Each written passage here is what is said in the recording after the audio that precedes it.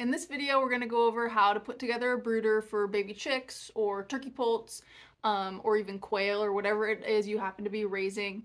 There are a ton of different ways to do it, but this is what works best for us. A lot of these things you might already have, which is super nice, so there's no need to go out and buy a ton of new stuff. I am a Meyer Hatchery brand ambassador, so there are some things from Meyer, but there are a lot of things that aren't, so these really are just my favorite things that have worked really well for me in the past. Here's a list of everything you need, so screenshot this, but we'll go over everything in more detail as the video progresses. And we've used this a bunch of times and it's worked really good for us, so hopefully it will be helpful to you. We just got a big tub with a lid, and I guess how big it is depends on how many chicks you have. We have 14 chicks, and this is like almost 2 feet by a little over 3 feet. And this will be good enough for the first couple of weeks, and then we'll move them into something bigger. I did go and look it up, and the one that we have is about a 50-gallon. I think it's pretty close to that. Like I said, 14 chicks, and we're gonna move them to a bigger outside brooder once they get a little bigger. To start with, you'll want about a half a square foot per chick, and then when they get closer to a month, you'll want to bump that up to about 3/4 to a full square foot per chick. So we drilled holes all the way around on all the sides for ventilation, and then on the top we cut out big squares, like just followed the pattern of the lid, and hopefully you can see we just zip tied the wire to it, so just one big piece zip tied, and that's to give more ventilation, or if you were using a heat lamp it would be good for that too, but we're not going to use a heat lamp with this one. In fact, that's how that melted. So we're going a different route this time. The biggest tip that I have when you're setting up your brooder is that you don't need to spend all that money on bedding or shavings or anything. Really just go to like Home Depot or Coastal or Tractor Supply or wherever and get a bag of wood pellets, like pellet stove burning pellets, and it's like $6 for a bag, and it's just Douglas fir pressed into pellets, so it's totally safe for chicks. I've used it a ton with a ton of different types of chicks, and you know, for various lengths of time and everything, and it's fine. They do fine, and it is so much cheaper.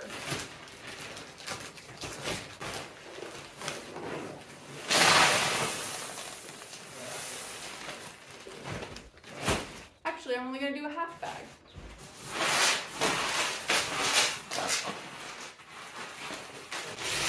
So I fill it up like that. These stay so much cleaner. When they get wet, they just kind of turn like dusty. It just stays so much cleaner. It keeps the smell down. It's my favorite thing. The next thing we're gonna add in is our heat source. And like I said, we're not using a heat lamp anymore. We got a heat panel, and I love these things. There's no fire risk.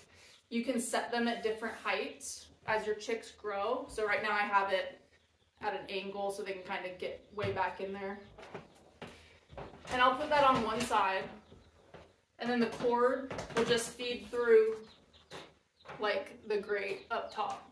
Something extra that I like to have is just one of these digital like laser thermometer like temperature gauges, and so you can kind of see what the temperature is doing underneath there. Keep track of it and move it up as you need to. The next thing is food and water, and I just have a basic feeder. One of these, and you can just fill it with whatever chick food you prefer. And I'm setting mine up on a grate just to lift it a little bit, but that's not necessary if you don't have that. And I'll put this on the other end. Right there. And then water. I cannot figure out why more people don't do this. I have these little mouse waters from a weird time when I tried to raise mice for my snakes, and anyways, it didn't work out, but I have these waterers, and if you show the chicks where the water is, which you should be doing anyway, they'll be able to drink from these just fine, and it stays so much drier in the brooder. The water doesn't get as dirty. I just love these things. And so I'm going to zip tie these through the holes that we drilled.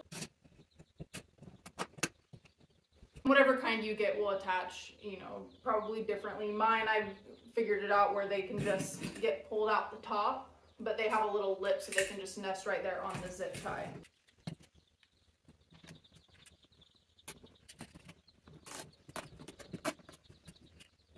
Trim off the tails.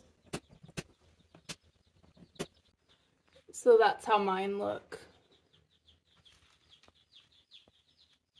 The last thing, and this maybe is pretty silly, but I think it's really cute, and so I like to do it every time anyway, is I zip tie a feather duster from the roof of the brooder.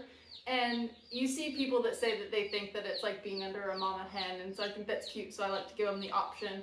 And so I'm just going to zip tie this so that it dangles pretty close to the bottom of the brooder so they can go and hide under it if they want to.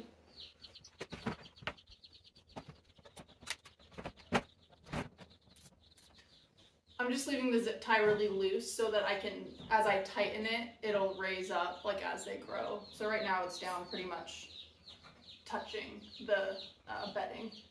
There you can see the duster hanging.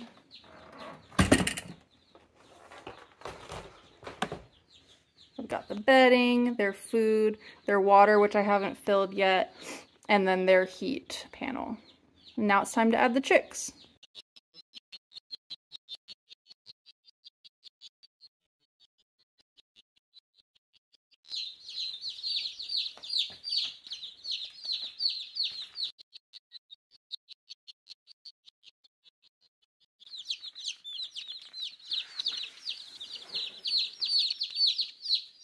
So that's how we put our brooder together. Hopefully that's helpful. At least maybe one or two things would stick.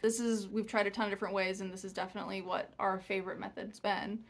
If you try it, or if you have tried it, or if you have any feedback, I would love to get comments on this video. That would be so exciting. So if you don't mind sharing, I would appreciate it. Other than that, thank you so much for taking the time to watch this. Let me know what you think. As I'm sure you know, subscribing and engaging with content is a really helpful way for us to build the channel, so if you're able to, we'd really appreciate it. It's a lot of fun putting stuff together, and it's just fun, so that's what we're doing. My plan for this channel is to just kind of share the stuff that we're up to. We've got sort of a hobby farm, wannabe homestead here, and we're trying to learn a ton of different skills. We're raising meat chickens, we've got miniature cattle, we do a lot of mushroom hunting, gardening, foraging. We love to shed hunt, big game hunting, bird hunting, all of those things. We've got a toddler and a little baby girl, and so they'll be a big part of all of those things that we're doing outside as well. The baby wanted picked up. Anyway, that's it. Thank you guys so much. Really appreciate you watching. Hope it was helpful, and hopefully we'll get to post some new videos soon.